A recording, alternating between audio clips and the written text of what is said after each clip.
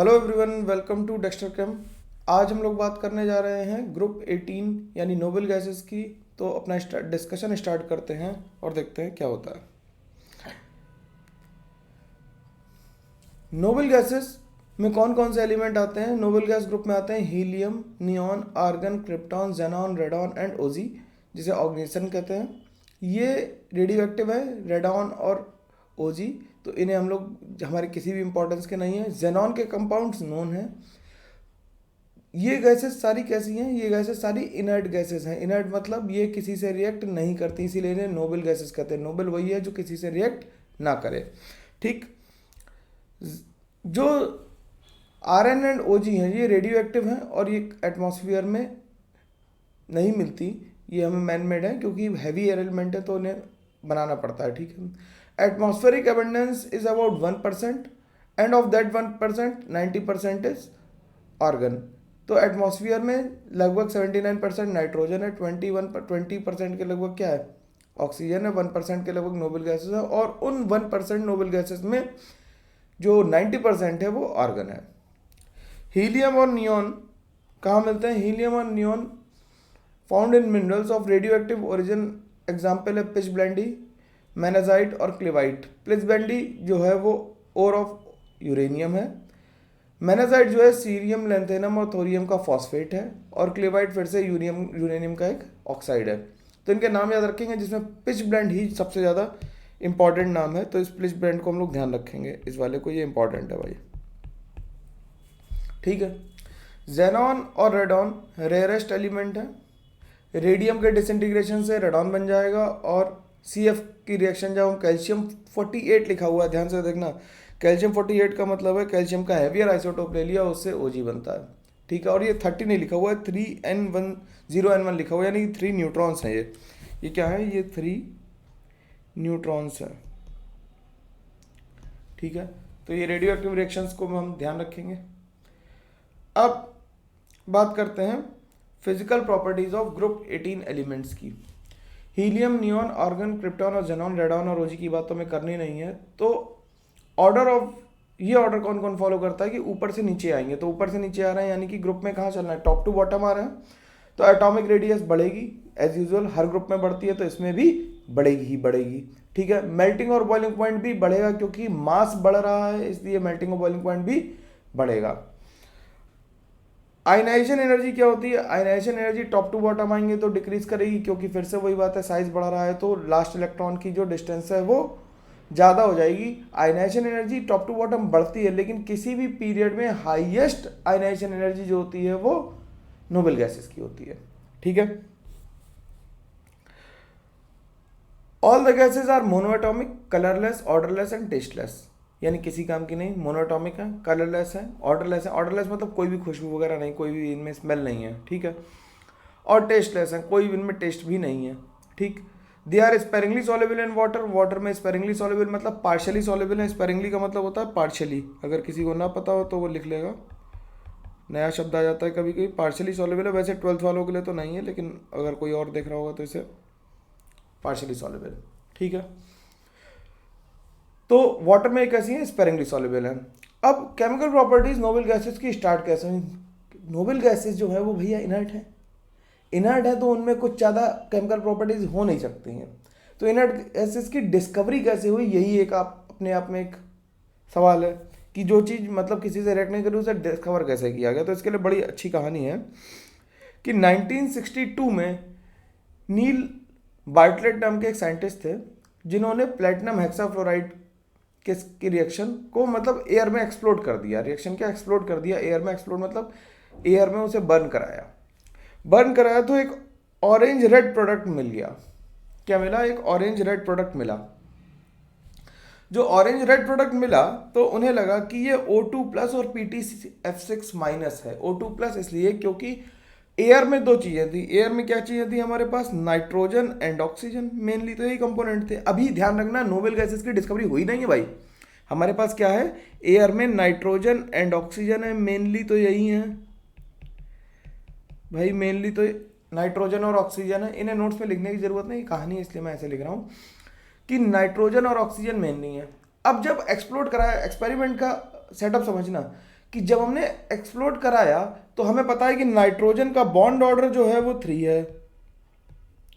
Nitrogen का bond order कितना है? 3। नाइट्रोजन है नॉन रिएक्टिव, इसीलिए चिप्स के पैकेट्स में भरी जाती है। ऑक्सीजन ही ऐसी गैस है जो रिएक्टिव है और जो रिएक्ट कर सकती थी, तो उन्होंने गेस किया कि ऑक्सीजन होगी, तो O2 प्लस नाम का एक उन्होंने कैटायन बना दिया कि ऑक्सीजन का ऑक्सीडेशन हो गया होगा। ठीक है, बाद में पता किया गया तो ऑक्सीजन की और जेनॉन की जो आयनाइजेशन पोटेंशियल है वो ऑलमोस्ट सेम आ गई। 5 किलो जूल्स का डिफरेंस है पर मोल, तो बहुत ज़्यादा डिफरेंस नहीं है। तो ये पता लगा कि ये ऑक्सीजन की है क्या, आयनाइजेशन पोटेंशियल O2 की, O की नहीं O2 की, ऑक्सीजन मॉलिक्यूल की, और ये जेनॉन की है। ठीक, 1170 और 1175। तो ये कैसे पता लगा कि जेनॉन है ऑक्सीजन नहीं? तो ऑक्सीजन की क्या चेक की गई? मैग्नेटिक प्रॉपर्टीज चेक की गई। क्या चेक की गई? मैग्नेटिक प्रॉपर्टीज आर चेक्ड, और पाया गया कि नो चेंज। इनमें क्या हुआ? No change. मैग्नेटिक प्रॉपर्टीज कोई चेंज नहीं। ऑक्सीजन पैरामैग्नेटिक होता है, उसमें 2 अनपेयर्ड इलेक्ट्रॉन होते हैं, और जब हमने इनकी मैग्नेटिक प्रॉपर्टी चेक करी, हमने क्या मतलब नील बार्टलेट ने, तो उसमें कोई भी चेंज नहीं मिला। तो ये कंक्लूजन निकाला गया कि इट वॉज नॉट ऑक्सीजन, ये ऑक्सीजन नहीं थी। बात भाई समझने की जरूरत है कि वो ऑक्सीजन नहीं थी। क्यों नहीं थी? क्योंकि ऑक्सीजन की मैग्नेटिक प्रॉपर्टीज में कोई चेंज नहीं आया। तो कंक्लूड किया गया वो कोई नया एलिमेंट, और नया एलिमेंट वॉज जेनॉन। तो इस तरह से जेनॉन के कंपाउंड्स मिलना शुरू हुए, और उन्होंने कहा कि ये पहला जो कंपाउंड है वो जेनॉन PtF6 है, जिनमें जेनॉन पे प्लस चार्ज है और PtF6 पे माइनस चार्ज है। तो जब जेनॉन रिएक्टिव है तो वो अलग अलग कंपाउंड्स के साथ, अलग अलग एलिमेंट्स के साथ रिएक्शन भी करेगा। जेनॉन के मेनली जो कंपाउंड है वो फ्लोरीन और ऑक्सीजन के साथ ही है। रीजन बीइंग कि फ्लोरीन और ऑक्सीजन ही मोर इलेक्ट्रोनेगेटिव हैं, जो जेनॉन को ऑक्सीडाइज कर सकते हैं। तो अगर जेनॉन और फ्लोरीन की रिएक्शन 400 डिग्री सेंटीग्रेड और 1 बार पे कराते हैं तो XeF2 बन जाता है। 1:5 के रेशियो में कराते हैं, यानी फ्लोरीन का कंटेंट थोड़ा सा बढ़ा दिया, फ्लोरीन का कंटेंट बढ़ा दिया तो XeF4 बन गया। जेनॉन का कंटेंट और थोड़ा, मतलब जेनॉन और फ्लोरीन का कंटेंट और हमने मिक्सचर का में फ्लोरीन का कंटेंट और बढ़ाया, टेम्परेचर में प्रेशर बढ़ाया, तो इससे XeF6 बन गया। तो बेसिकली F2 लिया तो XeF2 बना, 4F लिए तो 4F बना, और 6F लिए तो XeF बन गया। तो इनके स्टोइचियोमेट्री भी ध्यान रखेंगे कि किस रेशियो में लिए गए। और टेम्परेचर सिंपल है, ऊपर 673, फिर 873 और 573। ठीक है, जब प्रेशर हमने टेम्परेचर कम लिया तो हमने उस टाइम पे प्रेशर बढ़ा दिया। O2F2 में ऑक्सीजन जो है वो +2 स्टेट में है। O2F2 में ऑक्सीजन जो है वो +2 स्टेट में है। तो O2F2 से जब जेनॉन की रिएक्शन कराते हैं तो जेनॉन को वो ऑक्सीडाइज कर जाता है, यानी फ्लोरिनेटिंग एजेंट की तरह बिहेव करता है। किसकी तरह बिहेव करता है? फ्लोरिनेटिंग एजेंट की तरह। तो जेनॉन O2F2 से रिएक्शन करके XeF2 बनाता है और O2 बनाता है। Xe की रिएक्शन अगर मरकरी आर्क लाइट में रख दें तो इससे XeF2 बन जाता है। मरकरी आर्क लाइट मतलब जैसे सोडियम वेपर लैंप होता है, मरकरी आर्क लाइट भी हम रख सकते हैं। ठीक है, अब हम लोग जेनॉन की ज़्यादा सारी रिएक्शन जो एनसीईआरटी में नहीं दी हैं वो भी पढ़ेंगे। उसका रीज़न क्या है कि मेंस और एडवांस में कई बारी जेनॉन फैमिली से ऐसे क्वेश्चन पूछे गए जो एनसीईआरटी में नहीं गिवन है। तो उन रिएक्शंस को मैंने कवर करने की कोशिश की है। देखते हैं अगर तुम्हें समझ में आ जाए, भाई थोड़ा तो याद रखना ही पड़ेगा, और इन्हें याद रख लो तो बहुत ही मज़ा आ जाएगा। कम से कम एक सवाल, अभी जैसे ट्रेंड चलता है ना हर बारी, तो ट्रेंड में अब क्या हो रहा है, अब जेनॉन फैमिली के क्वेश्चन ज़्यादा आना शुरू हो गए, तो उन्हें हम लोग ध्यान रखेंगे और उन्हें ध्यान रख के आगे बढ़ते हैं। तो पहले XeF2 की रिएक्शंस देख लेते हैं। XeF2 को हाइड्रोजन से ट्रीट कराएंगे। जब हाइड्रोजन से ट्रीट कराएंगे तो Xe और H2F2 बनेगा। H2F2 का मतलब है इसे हम ट्वाइस HF लिख सकते हैं इक्विवेलेंटली। ठीक है, क्योंकि हाइड्रोजन बॉन्डिंग करता है HF, तो हमने हर जगह H2F2 ही लिखा है। वाटर के साथ रिएक्शन कराएंगे, जब एक वाटर होगा तो जेनॉन बन जाएगा, H2F2 बनेगा और O2 बनेगा। I2BF3 के साथ रिएक्शन करेंगे तो IF, ये फिर से क्या बन गया, ये हमारा IF जो बना ये इंटर हेलोजन कंपाउंड है, इंटर हेलोजन कंपाउंड है ये।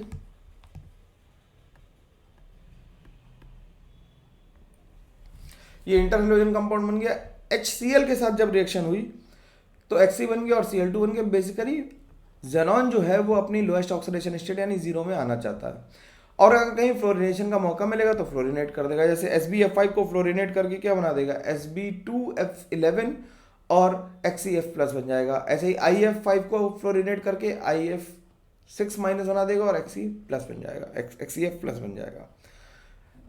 अब अगर हम इसकी बेसिक मीडियम में हाइड्रोलिसिस करा दें तो इससे जेनॉन बनेगा, H2O बनेगा और O2 बनेगी। बेंजीन रिंग पे फ्लोरिनेशन करने के काम भी XeF2 आता है, क्योंकि XeF2 can be treated as fluorinating agent.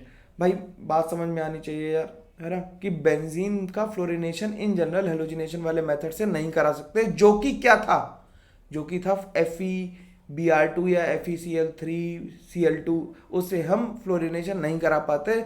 हम लोगों ने ये पढ़ रखा है। तो फ्लोरिनेशन कराने के लिए या तो हम बाल-शैमन रिएक्शन का यूज करते थे, जो क्या थी कि डायजोनियम क्लोराइड सॉल्ट पे BF4 माइनस की रिएक्शन कराओ, वो भी एक फ्लोरिनेटिंग एजेंट था।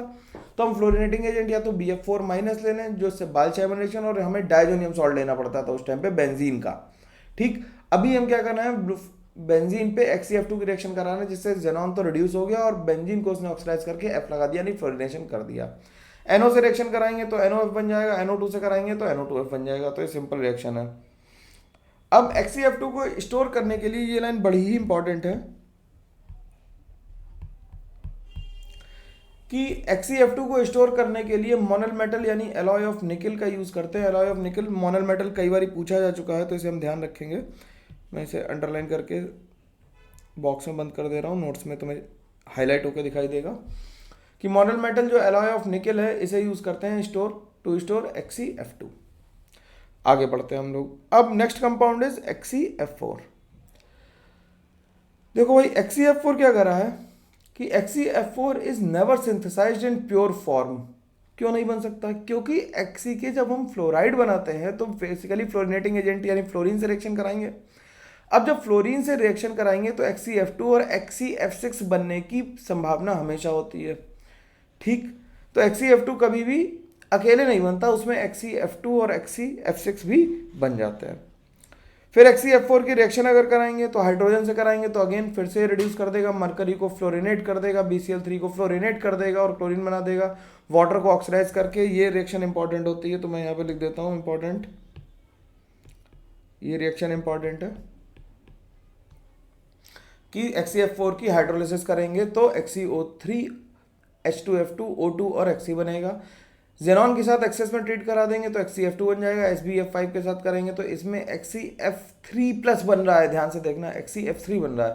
प्लेटिनम के साथ कराएंगे तो प्लेटिनम फ्लोराइड बन जाएगा, NO के साथ NOF और NO2 के साथ NO2F बन जाएगा। तो ये वही सी रिएक्शन है जिसकी XeF2 की थी।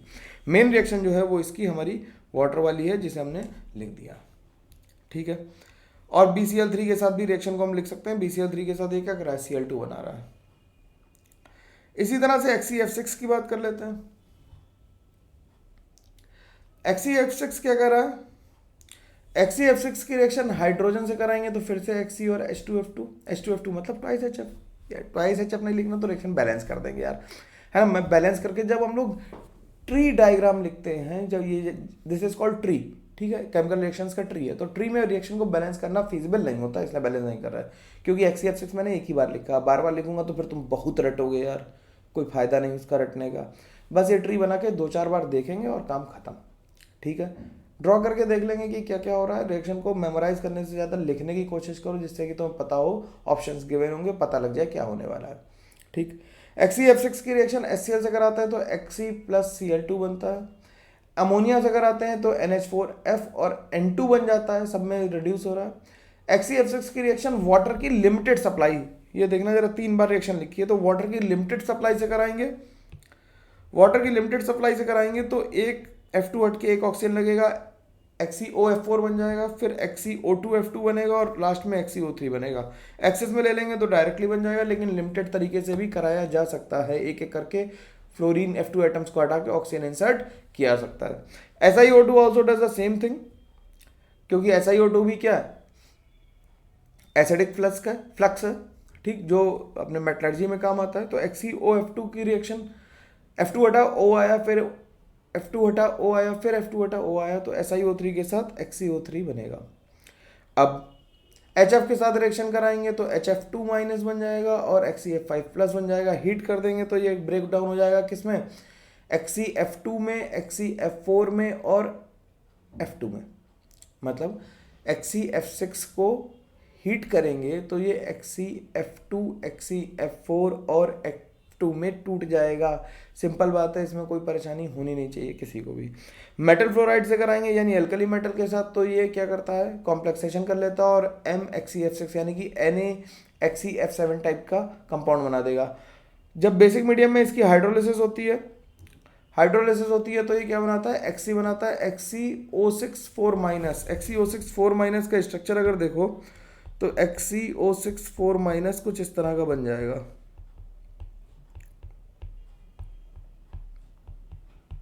और एक लोन पेयर भी रहेगा, ठीक। और NOF के साथ कराएंगे तो NO2 प्लस और XeF8 2 माइनस बन जाएगा। XeF8 2 माइनस की ज्योमेट्री सब लोग सोच के आएंगे, इसकी हमें ज्योमेट्री बतानी है, शेप बतानी बेसिकली इसकी, कि इसकी शेप क्या आएगी, ठीक है। कमेंट में लिख के बताना कि शेप क्या है इसकी। अब ज़ेनॉन फैमिली में हम लोग यूजेस देख लेते हैं। ये एनसीईआरटी में लिखे हुए हैं यूजेस, मैंने वही डाउट डाउन कर दिए, पेन डाउन कर दिए हैं कि HE मतलब ही नहीं है भैया। HE मतलब ही नहीं है, he is not non inflammable नहीं है, तो फिर लोग कहेंगे ही लिखा तो शी नहीं लिखा ना, हीलियम लिखा है। HE मतलब हीलियम है। Helium is non inflammable and light gas. It is used in filling balloons for meteorological observations. जो हम लोग मौसम की जानकारी लेते हैं ऊपर हवा में छोड़ देते, जैसे चाइना ने भी अमेरिका के ऊपर छोड़ दिया था, अमेरिकनों से गिराया फिर 4 फरवरी को, ठीक। Helium is also used in the cooled nuclear reactor, in gas cooled nuclear reactors, liquid helium is used to produce superconducting magnets used in MRI machines and NMR machines. MRI machines मतलब जो जिनसे MRI कराते हैं, and NMR machines nuclear magnetic resonance कराते हैं, ठीक। NMR machines nuclear magnetic resonance और MRI हो गए मैग्नेटिक रेजोनेंस इम्प्रिंटिंग, ठीक। तो सुपर कंडक्टिंग मैग्नेट, क्योंकि जो इस लिक्विड हीलियम का टेम्परेचर है वो 4.2 केल्विन के लगभग होता है, इसलिए इसे हम लोग यूज करते हैं। Helium is also used as a diluent for oxygen in modern diving apparatus because it is very low solubility in blood, ठीक है। नियॉन को मैंने नियॉन कलर से लिख दिया। Neon is used in the discharge tube and fluorescent bulbs. Neon is also used in botanical gardens and green house, ठीक है। तो बेसिकली नियॉन कलर देने के लिए यूज करते हैं। Argon is mainly to provide inert atmosphere in high temperature metallurgical process, जैसे arc welding में हम लोग क्या यूज करते हैं, आर्गन यूज करते हैं। Argon is also used in the lab for handling substances that are air sensitive. तो इनर्ट एटमॉस्फेयर की वजह से एयर सेंसिटिव सब्सटेंसेज को भी ट्रीट करने के लिए हम लोग आर्गन का यूज करते हैं। तो ये ग्रुप 18 हो गया हमारा। इसके बाद भी मैंने एक पेज छोड़ दिया आप लोगों के लिए ब्लैंक, जिसमें आप लोग क्या कर सकते हैं, अपने नोट्स को लिख सकते हैं। तो भाई हम लोगों ने ग्रुप 15, 16, 17, 18 सारे कर लिए हैं, ठीक है। नेक्स्ट वीडियो जो होगा उसमें D एंड F ब्लॉक करा दूंगा। तो मेरा प्राइम ऑब्जेक्टिव ये है कि आप लोग पहले क्या कर पाएँ, पहले इनऑर्गेनिक को थोड़ा कर लें अभी मार्च के स्टार्टिंग में ही, या अभी बोर्ड के लिए पढ़ रहे होगे तो बोर्ड के लिए भाई बेस्ट ऑफ लक, बोर्ड शुरू होने वाला है, ठीक है। जो पास आउट वाले हो पहले अभी कर लो फरवरी तक इनऑर्गेनिक, फिर मार्च के एंड में एक बार 25 तारीख के लगभग फिर से इनऑर्गेनिक की वीडियो एक बार देख लोगे तो काम चल जाएगा। थोड़ा रिपीट देखना पड़ेगा, एक बार में सब कुछ डाइजेस्ट नहीं होगा, ठीक है। पढ़ना अच्छे से है, क्वेश्चन करते रहना है। Thank you very much, thank you.